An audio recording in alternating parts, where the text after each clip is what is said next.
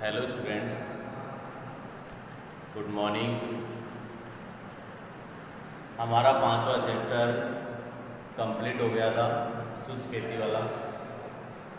उस चैप्टर में अपन ने शुष्क खेती के बारे में, असिंचित खेती के बारे में, फसल चक्र के बारे में, मिश्रित फसल के बारे में, इन सभी के बारे में अपन ने चर्चा की। आज अपन नया चैप्टर स्टार्ट करेंगे, छठा चैप्टर। छठे चैप्टर का नाम है फसलोत्पादन। यानी इस चैप्टर के अंदर सभी क्रॉप्स के बारे में अपन अध्ययन करेंगे। अनाज वाली क्रॉप्स अलग है, दाल वाली क्रॉप्स अलग है, मसाले वाली अलग है, रॉकड़ फसल अलग है। यानी सभी फसलों के बारे में अपन इस चैप्टर के अंदर अध्ययन करेंगे। सबसे पहले अपन इस चैप्टर में अनाज वाली फसलें पढ़ेंगे। कौन सी? अनाज बोल दो या खाद्यान्न वाली फसलें बोल दो। खाद्यान्न यानी कहने का मतलब अपन जैसे अनाज में आपको बताऊं, धान है, ज्वार है, बाजरा है, मक्का है, गेहूं है, ये सारी खाद्यान्न क्रॉप्स के अंदर आती है, अनाज वाली फसलों के अंतर्गत आती है। साथ के साथ इनको उतारते जाना बेटा। पाठ का नाम डाल लो, अध्याय नंबर 6। कौन सा अध्याय? अध्याय नंबर 6। अध्याय नंबर 6 पाठ का नाम डालो बेटा, फसलोत्पादन। Video number 20।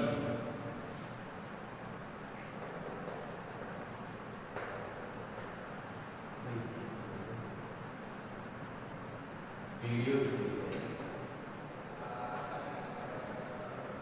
पाठ का नाम है अध्याय 6,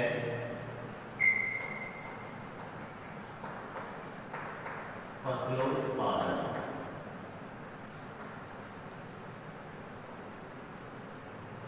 इसमें सबसे पहले अपन अनाज वाली फसल पढ़ेंगे। कौन सी? अनाज वाली फसलें। कौन सी क्रॉप है ये? अनाज वाली फसल। अनाज वाली फसलें बोल दो या खाद्यान्न फसल बोल दो, ब्रैकेट में लिख दो खाद्यान्न फसल। खाद्यान्न फसल। सबसे पहली जो फसल पढ़ेंगे वो पढ़ेंगे बेटा अपन धान। कौन सी फसल? धान बोल दो या चावल बोल दो। धान का जो बॉटनिकल नेम है, वैज्ञानिक नाम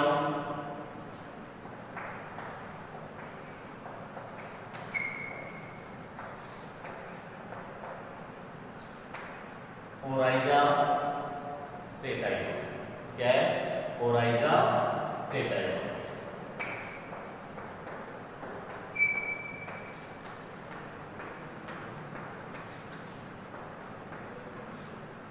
क्या है धान का बॉटनिकल नेम? Coryza sativa. इसका जो कुल है यानी फैमिली, शॉर्ट नेम लिख लो चाहे, बॉटनिकल नेम, और इसका फैमिली। फैमिली इसकी पहले ग्रेन नहीं हुआ करती थी। पहले क्या होती थी? ग्रेन, यानी पोएसी। पोएसी लिख लो और ब्रैकेट में क्या लिख लो? ग्रेन। पहले इसका जो कुल था, धान का जो फैमिली थी, वो पहले ग्रेन नहीं थी पहले की किताबों में, लेकिन अब जो नई किताबें आई हैं उनमें इनका कुल क्या है? पोएसी। अब आती है उत्पत्ति स्थान की बात, ओरिजिन। इसका जो ओरिजिन है, उत्पत्ति स्थान है, वो है दक्षिणी पूर्वी एशिया।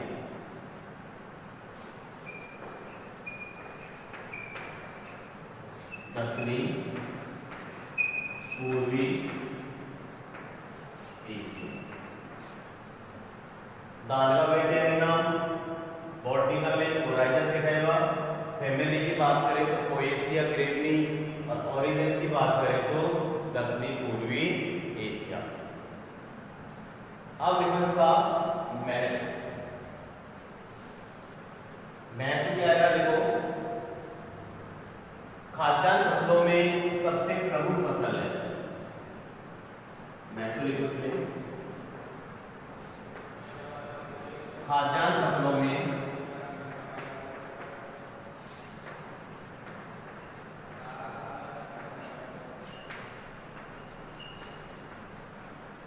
सबसे महत्वपूर्ण फसल है। खाद्यान्न फसलों में सबसे महत्वपूर्ण फसल है। चावल में 77 से, चावल में स्टार्च की मात्रा, लिखो, चावल में स्टार्च की मात्रा पाई जाती है। चावल में स्टार्च की मात्रा पाई जाती है। चावल में 77 से 79% पर लिखता हूं।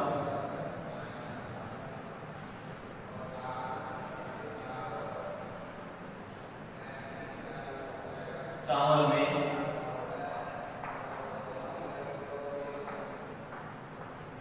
77 से 79% कार्बोहाइड्रेट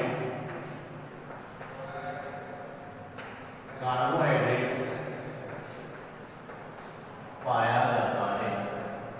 कितना पाया जाता है? 77 से 79% कार्बोहाइड्रेट्स पाया जाता है। धान का उपयोग, धार्मिक स्थल,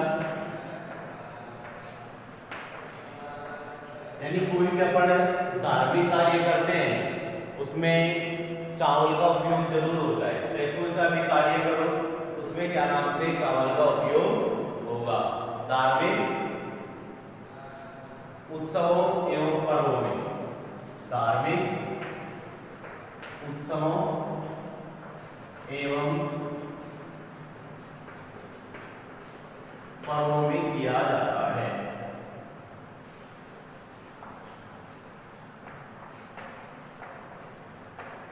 दान की जो पुआल होती है, यानी दान का जो भूसा होता है, उसकी क्या नाम से कांच की सामग्री को पैक करने के काम में लिया जाता है। देखो, दान की पुआल का उपयोग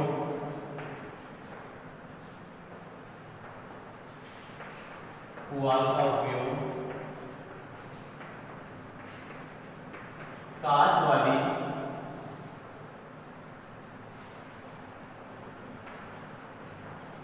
सामग्रियों को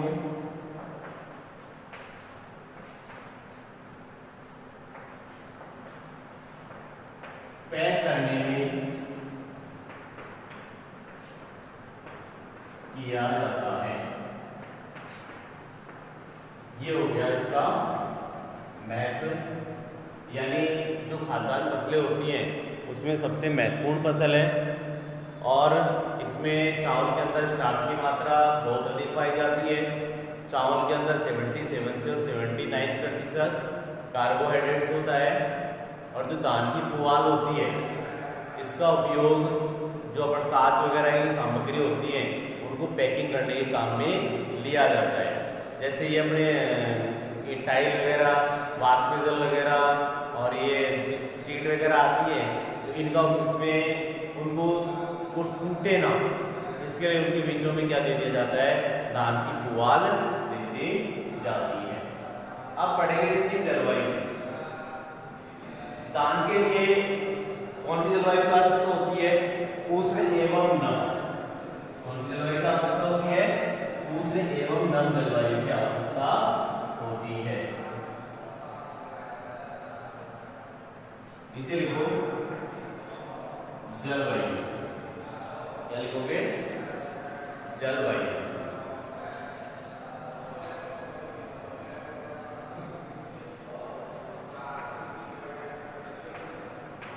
जलवायु लिखो इसमें धान के लिए उष्ण एवं नम जलवायु की आवश्यकता होती है। धान के लिए उष्ण एवं नम जलवायु की आवश्यकता होती है। धान की जो वृद्धि के लिए, यानी धान की वृद्धि के लिए तथा पकने के लिए कितने डिग्री सेल्सियस तापमान की आवश्यकता होती है? 25 से 30 डिग्री सेल्सियस तापमान की आवश्यकता होती है। देख लो, धान की अच्छी पैदावार के लिए, धान की अच्छी वृद्धि के लिए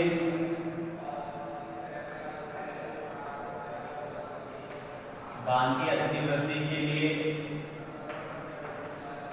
तथा पकने के लिए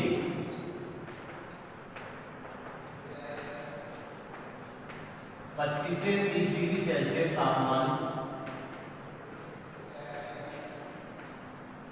उपयुक्त रहता है।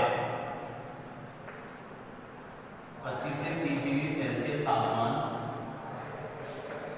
उपयुक्त रहता है। यानी धान के लिए कौन सी जलवायु? उसमें जलवायु की आवश्यकता होती है, और धान की अच्छी वृद्धि के लिए और पकने के लिए कितने डिग्री सेल्सियस तापमान की आवश्यकता होती है? 25 से 30 डिग्री सेल्सियस तापमान की आवश्यकता होती है। अब पढ़ेंगे मृदा, यानी धान के लिए कौन सी मृदा उपयुक्त रहती है? धान के लिए चिकनी मटियार दोमट मृदा। कौन सी मृदा? चिकनी मटियार दोमट मृदा उपयुक्त रहती है। जलवायु के बाद में लिख लो मृदा। धान के लिए चिकनी मटियार दोमट मृदा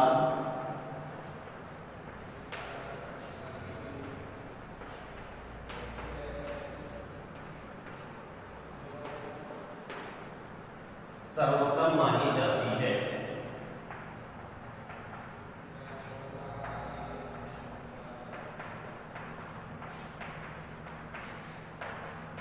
धान के लिए चिकनी मटियार दोमट मृदा सर्वोत्तम मानी जाती है। अब सर्वोत्तम क्यों मानी जाती है? क्योंकि धान में क्या होता है? पानी इकट्ठा रहता है। यदि अपन बलुई दोमट मृदा ले लेंगे तो पानी इकट्ठा रह सकता है क्या मृदा की सतह पे? नहीं रह सकता। इसलिए धान में अधिक पानी की आवश्यकता रहती है, पानी भरे रहने की आवश्यकता होती है। तो चिकनी मृदा होती है, इसके बारीक कण होते हैं, बारीक कण होने के कारण आपस में क्या रहते हैं? ये सटे हुए रहते हैं, जिसके कारण पानी नीचे की तह पे नहीं जा पाता है। उसमें आसानी के साथ अपन धान की फसल की पैदावार ले लेते हैं। अब आगे देखो खेत की तैयारी। इसकी तैयारी, खेत की तैयारी।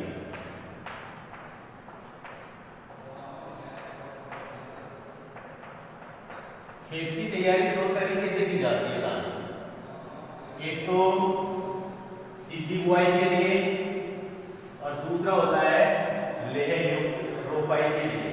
एक तो सीधी बुआई के लिए और एक रोपाई के लिए। अब सीधी बुआई के लिए करते क्या है कि क्या नाम से धान की फसल की एक जुताई तो मिट्टी पलटने वाले हल से, 2 या 3 जुताई देसी हल से कर देते हैं। करने के बाद क्या करते हैं? समतल कर देते हैं। जैसे अपन फसल की बुआई करेंगे उससे 7 से 8-10 दिन पूर्व, 10 से 15 दिन पहले क्या करते हैं? खेत में पानी लगा देते हैं। अब खेत में पानी लगाने से क्या होता है? खरपतवार उग जाते हैं, और उन खरपतवारों को बाद में क्या किया जाता है? समाप्त किया जाता है। एक तैयारी तो ये होती है।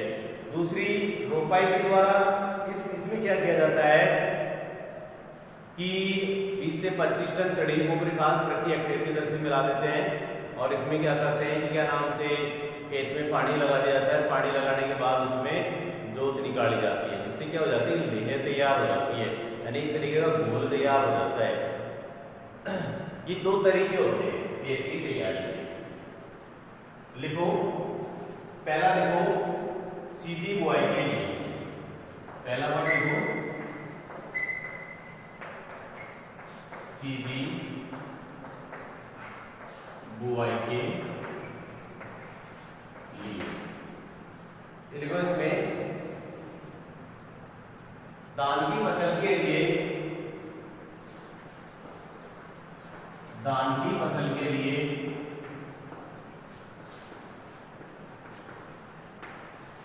एक जुताई मिट्टी पर रखने वाले हल से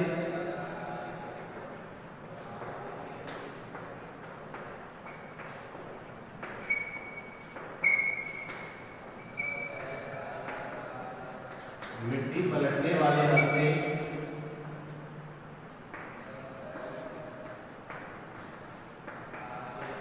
दो या तीन जुताई देसी हल से कर देनी चाहिए। दो या तीन जुताई देसी हल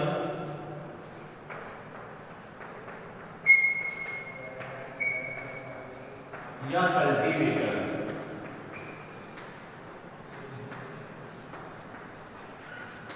से कर देनी चाहिए।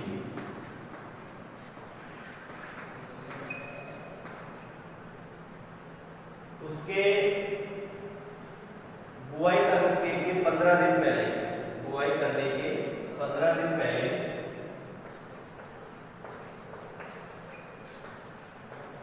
बुआई करने के 15 दिन पहले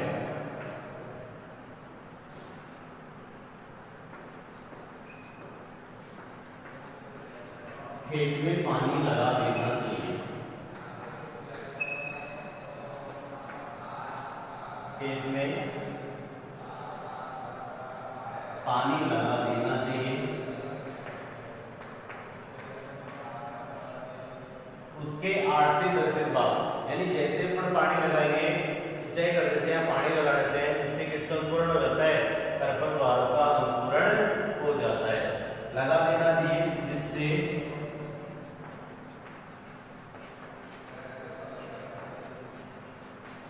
खरपतवारों का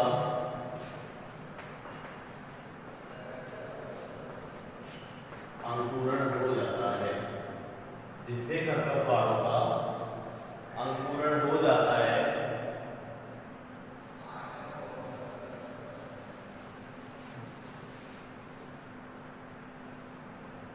जिससे खरपतवारों का अंकुरण हो जाता है और कल्टीवेटर की सहायता से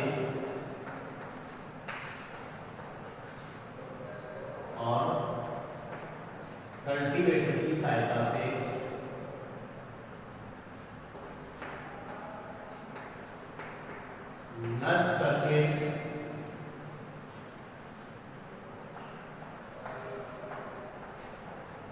मृदा को भुरभुरा एवं समतल बना दिया जाता है।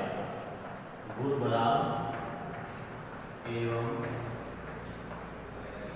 समतल बना दिया जाता है।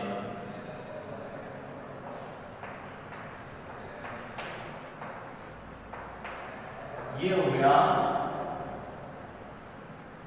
सीधी बुआई के लिए खेत की तैयारी, यानी धान की फसल के लिए एक जुताई मिट्टी पर रखने वाले हल से और दो जुताई देसी हल से कल्टीवेटर से कर देंगे। जैसे फसल की बुआई करेंगे उससे 15 दिन पूर्व क्या करेंगे, खेत में पानी लगा देंगे। अब खेत में पानी लगाने से क्या होगा, खरपतवारों का क्या हो जाएगा, अंकुरण हो जाएगा। और जैसे ही खरपतवारों का अंकुरण होगा तो कल्टीवेटर की सहायता से उन्हें क्या कर देंगे, नष्ट कर देंगे और मृदा को भुरभुरा एवं समतल बना देंगे। अब दूसरा पॉइंट पढ़ेंगे रोपाई के द्वारा।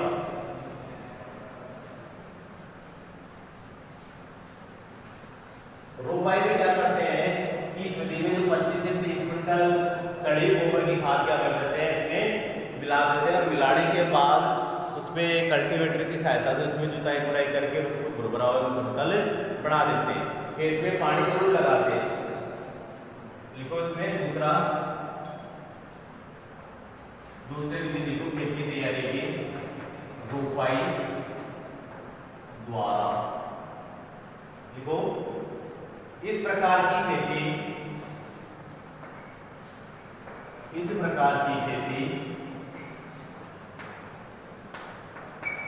उन क्षेत्रों में की जाती है। इस प्रकार की खेती उन क्षेत्रों में की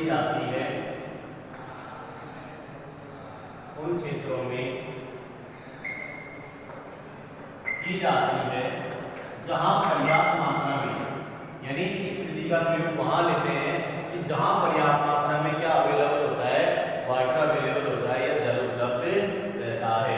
जहां पर्याप्त मात्रा में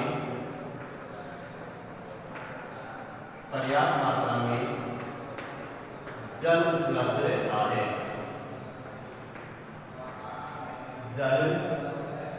उपलब्ध रहता है।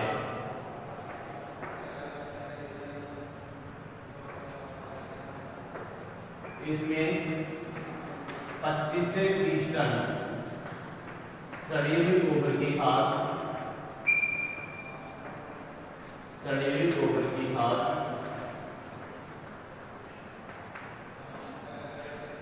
प्रति हेक्टेयर की दर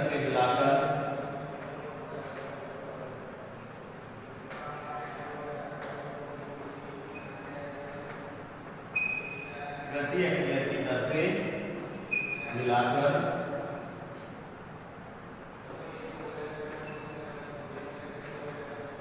खेत को भुरभुरा एवं समतल, यानी इसमें खेत को भुरभुरा एवं समतल बना दिया जाता है।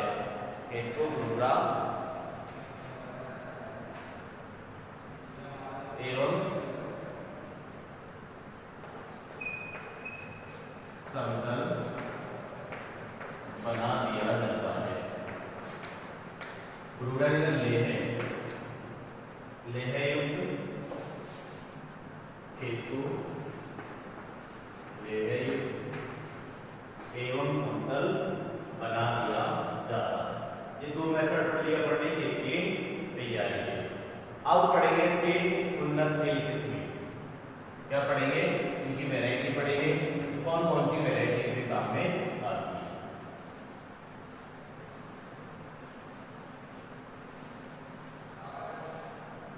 धान की सीधी बुआई की अलग होती है, रोपाई के लिए अलग होती है, और जो इसकी हाइब्रिड वैरायटी होती है वो क्या होती है, अलग अलग होती है। सब वैरायटी क्या होती है, अलग अलग होती है। सबसे पहले देखो एडी डालो उन्नतशील किस्में, डालो उन्नतशील किस्में।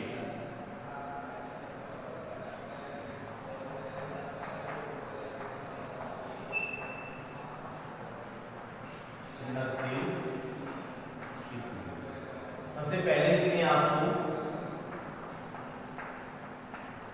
सीधी बुआई के लिए,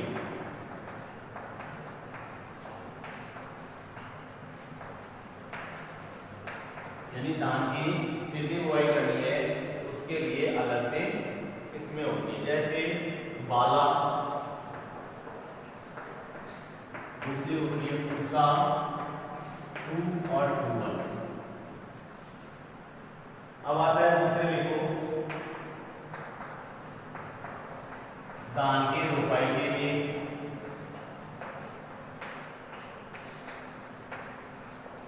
धान की रोपाई के लिए, रोपाई के लिए जैसे माही है, सुगंधा है, रत्ना है, जया है। माही, सुगंधा, रत्ना,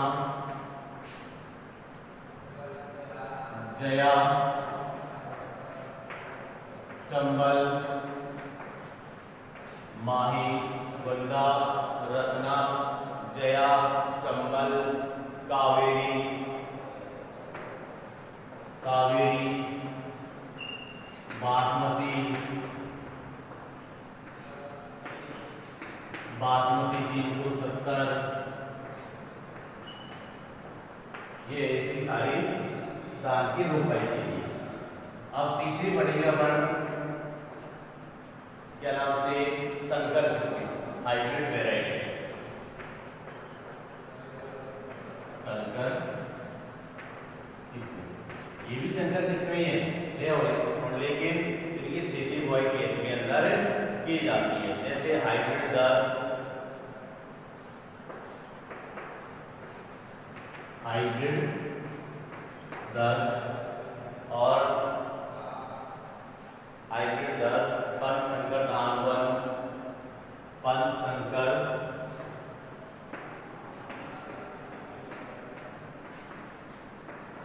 धान 1, rice, Pusa rice, Pusa rice, ये जो सारी वेराइटी है, हाइब्रिड 10 है, पंचसंकर धान 1 है और पूसा राइस है, ये आईसीआर नई दिल्ली के द्वारा, किसके द्वारा, ये सारी वेराइटी कहां से निकाली गई, नई दिल्ली के द्वारा निकाली गई। देखो ये किसमें, पूसा नई दिल्ली, पूसा नई दिल्ली के द्वारा निकाली गई।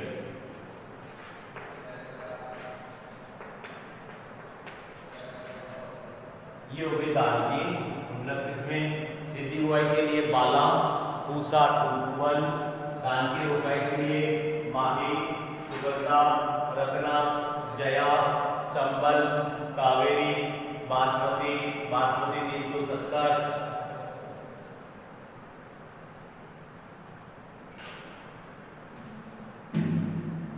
संकर किस्में जैसे हाइब्रिड 10, पंचसंकर धान 1, पूसा राइस, ये किस्में कहां से निकाली गई, आईसीआर, भारतीय कृषि अनुसंधान परिषद, पूसा नई दिल्ली के द्वारा ये वेराइटियां निकाली गई। इनका विकास कहां से हुआ, न्यू दिल्ली, पूसा न्यू दिल्ली से हुआ। अब पढ़ेंगे इसकी बीज दर, क्या पढ़ेंगे, बीज दर। धान की फसल की जो बीज दर होती है वो उसकी बुआई की विधि पर निर्भर करती है कि सीधी बुआई करेंगे या फिर रोपाई के द्वारा उसकी बुआई करेंगे, यानी कौन सा मेथड अपन काम में लेंगे बुआई के लिए, उस पर निर्भर करती है क्या, बीज दर उस पर निर्भर करती है। लिख लो इसमें बीज दर, अंग्रेजी में से बोलते हैं सीड रेट।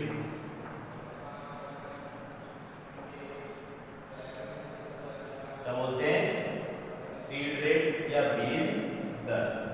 लिखो, धान की फसल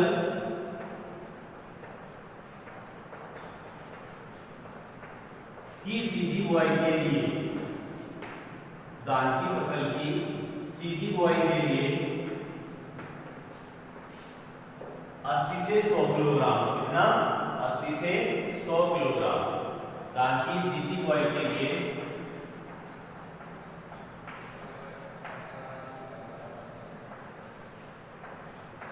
80 से 100 किलोग्राम तथा रोपाई के लिए, तथा रोपाई के लिए 40 से 50 किलोग्राम, 40 से 50 किलोग्राम बीज प्रति हेक्टेयर पर्याप्त होता है। बीज प्रति हेक्टेयर पर्याप्त होता है। यदि अपन धान की सीधी बुआई करेंगे तो कितना बीज चाहिए, 80 से 100 किलोग्राम, और यदि अपन क्या नाम से रोपाई के द्वारा कर रहे हैं, पौध के द्वारा कर रहे हैं, तो उसमें बीज चाहिए 40 से 50 किलोग्राम। अब पढ़ेंगे अपन बीजोपचार। क्या पढ़ेंगे, बीजोपचार। अब धान का बीजोपचार कैसे करेंगे? धान के अंदर थोथे बीज पाए जाते हैं, यानी हल्के बीज पाए जाते हैं। इनको निकालने के लिए क्या करते हैं कि 2% नमक के घोल में धोते हैं। अब 2% नमक के घोल के उपयोग करने से क्या होगा कि थोथे बीज होते हैं वो कहाँ जाते हैं? ऊपर की सतह पे आ जाते हैं, और भारी बीज कहाँ चले जाते हैं? उसमें पैंदे के अंदर बैठ जाते हैं। उनको बाहर निकाल दिया जाता है। निकालने के बाद क्या किया जाता है कि उनको क्या नाम से फफूंदनाशी से क्या किया जाता है? उनका उपचार किया जाता है। उनके चाहे कार्बेंडिजिम हो, चाहे कोई भी फफूंदनाशी हो, चाहे मैनकोजेब हो, चाहे थायरम हो, कैप्टान हो, ये सारी क्या है?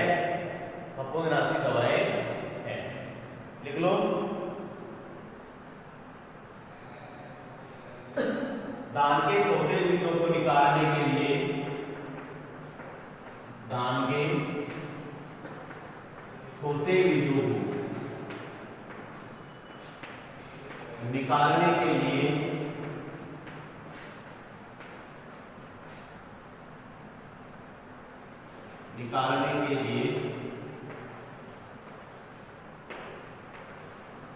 नमक के 2% घोल का उपयोग किया जाता है।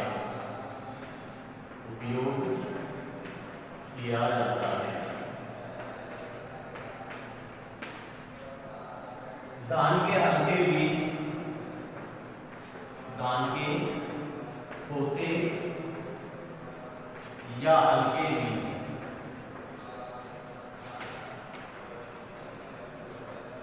पानी की ऊपरी सतह पर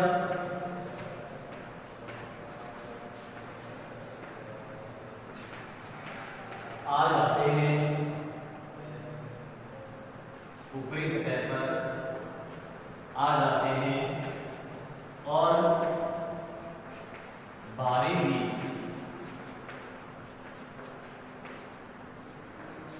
पैंदे में बैठ जाते हैं।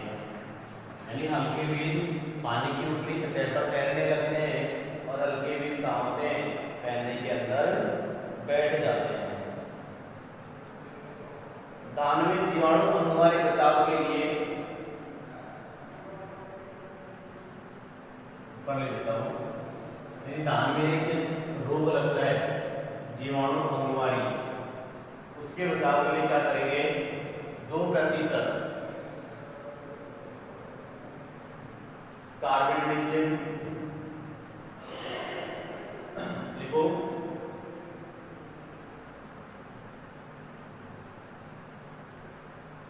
धान में जीवाणु अंगवारी बचाव के लिए, धान में जीवाणु अंगवारी बचाव के लिए, धान में जीवाणु अंगवारी बचाव के लिए 25 ग्राम घुलनशील फफूंदनाशी, 25 ग्राम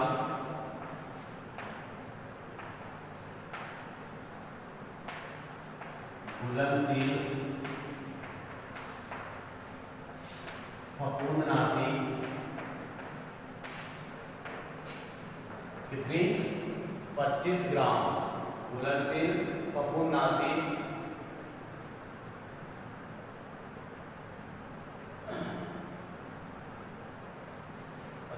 जैसे करो बेटा, 25 ग्राम का करो।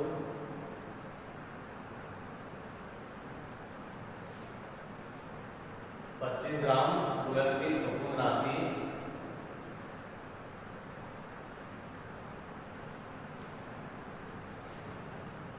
2%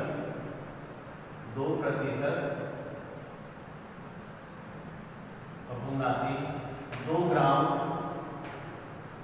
प्रति किलो बीज की दर से, प्रति किलो बीज की दर से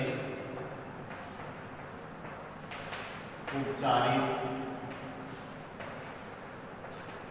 कर देते हैं। फफूंदनाशी कोई सी ले लो, चाहे कार्बेंडिजिम हो, चाहे क्या नाम से स्ट्रेप्टोसाइक्लिन हो, कोई सी भी अपने इसमें उपयोग कर सकते हैं। धान के अंकुरण क्षमता बढ़ाने के लिए उपचारित कर देते हैं। उसके बाद बीजों को 12 घंटे तक भिगोकर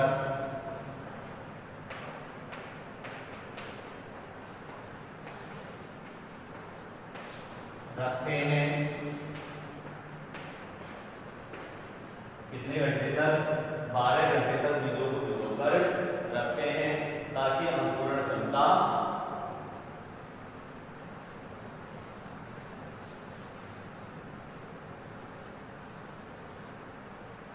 रखते हैं, जिससे बीजों का अंकुरण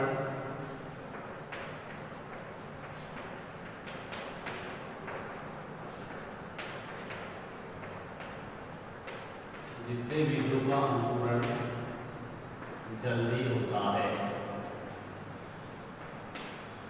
बीजों की अंकुरण क्षमता बढ़ाने के लिए बीजों की अंकुरण क्षमता बढ़ाने के लिए 1% बीजों की अंकुरण क्षमता बढ़ाने के लिए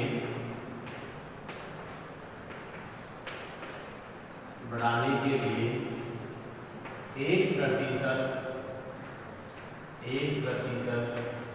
सोडियम हाइपोक्लोराइड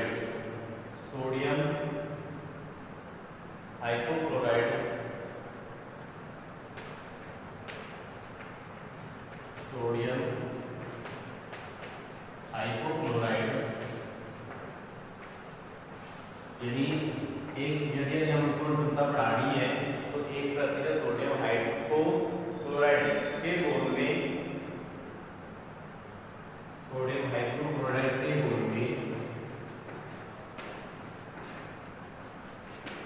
30 से 35 किलोग्राम बीज को 30 से 35 किलोग्राम बीज को 12 घंटे तक भिगोकर रखते हैं। 12 घंटे तक भिगोकर रखते हैं।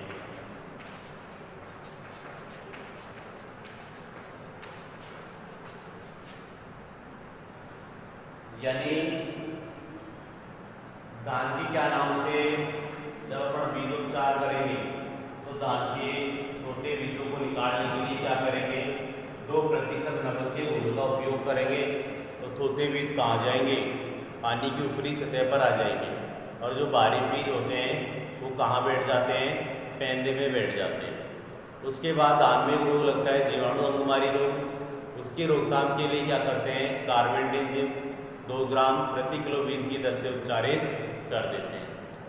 इसके बाद बीजों की अंकुरण क्षमता बढ़ाने के लिए उसको 12 घंटे तक भिगो के रख देते हैं और जल्दी अंकुरण हो जाता है। यदि बीजों को और भी अंकुरण क्षमता में बढ़ानी है तो 1% सोडियम हाइपोक्लोराइड का घोल बना के 30 से 35 किलोग्राम बीज को 12 घंटे तक भिगो कर रख देते हैं। उसके बाद उसकी क्या कर देते हैं? बुआई कर देते हैं।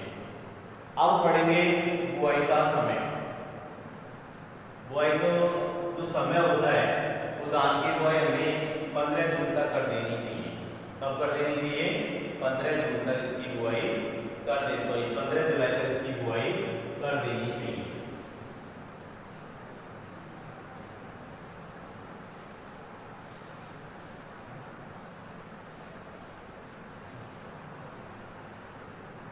इसमें धान की बुआई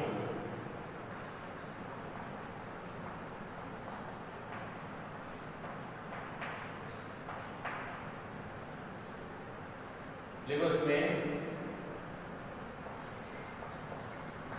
धान की बुआई या रोपाई 15 जुलाई तक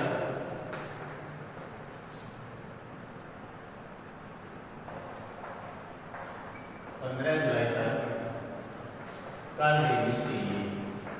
धान की बुआई जो रोपाई होती है कब तक कर देनी चाहिए? 15 जुलाई तक कर देनी चाहिए। अब पढ़ेंगे बुआई की विधियां कि बुआई की कौन कौन सी विधि है। इन सभी के बारे में हेडिंग ला लो, बुआई की विधियां।